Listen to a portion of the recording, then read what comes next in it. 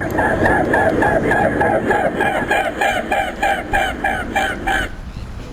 see when you get a lot of nutrients. Gordon Darcy told our class that there are 7 different species of swan in the world. 3 are living in Ireland: the whooper, the mute and the Buick. The whooper comes from Iceland. It flies at an altitude of 28,000 feet, which is the height of Mount Everest, and travels 500 miles to get to Ireland each winter.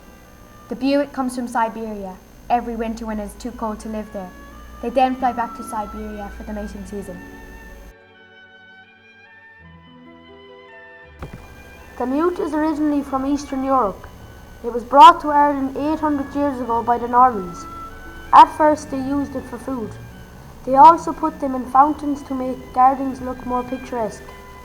In the end, they escaped to rivers, lakes and canals. Both the Buicks and the whooper have yellow and black beaks, but the whooper's neck is longer and curved. The mute's neck is also curved, but its beak is black and orange. We are studying the mute swan because it lives and nests on the corb close to our school.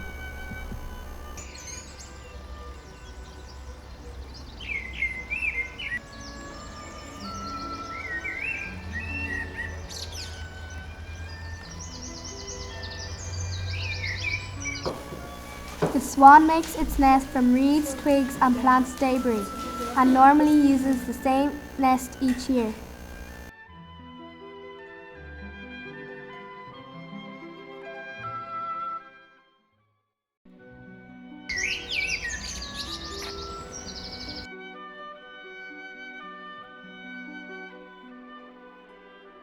The female swan is called a pen.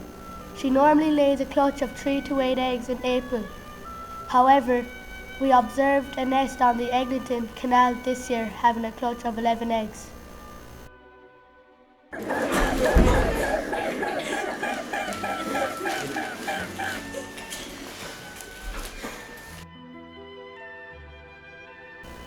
The eggs are greenish-white in colour and are laid at 2-day intervals.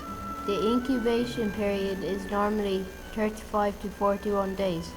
During this period of time, the pen keeps the eggs warm while the male hunts for food.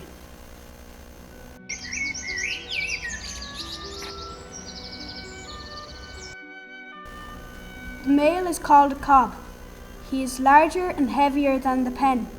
The fleshy knob on the top of its beak is also more prominent on the cob.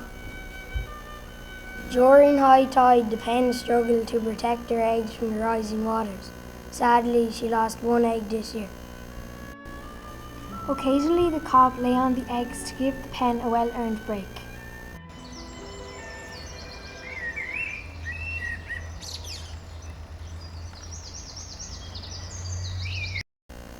On May 27th, after 40 days of incubation, the first baby cygnet was born.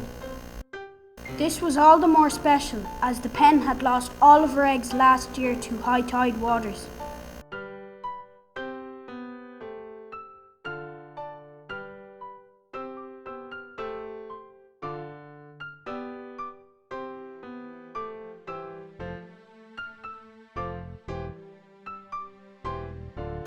Two hours later, the second chick was born.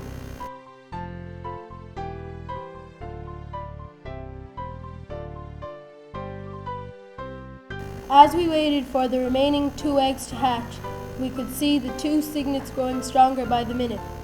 All the time they were being coaxed towards the water by the pen.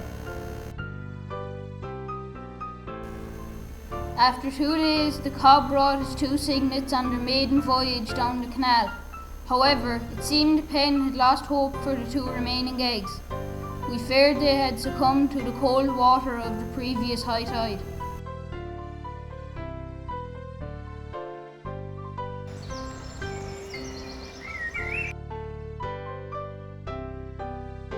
Cygnets can swim after a few days, but take up to 6 months to learn to fly. It takes them 2 to 3 years to get their white adult feathers. These cygnets will not mate and breed until they are 3 or 4 years old.